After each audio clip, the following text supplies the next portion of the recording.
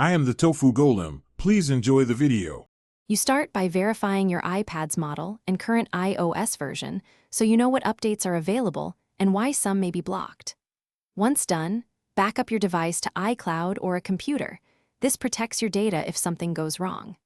Make sure the iPad is at least half charged or connected to power and free up roughly 5 gigabytes of space. Then connect to a reliable Wi-Fi network before you move to the actual install. You tap Settings, then General, and then Software Update. When an update appears, press Download to begin. This fetches the installer and verifies files. If the iPad reports insufficient space, make sure you try updating via a computer using Finder or iTunes. That method often installs without needing a full factory restore. During installation, allow the verification stage to complete and expect one or more automatic restarts. Keep the device connected to power and avoid interrupting the network connection.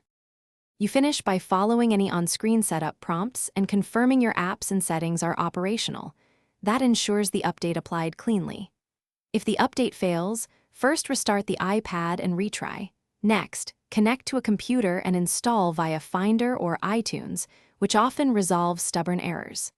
If problems persist, record any error codes, attempt a restore from your backup if necessary, and contact Apple support or an authorized service provider for assistance. This is the most reliable troubleshooting step. Thanks for watching. Consider subscribing if we helped you today.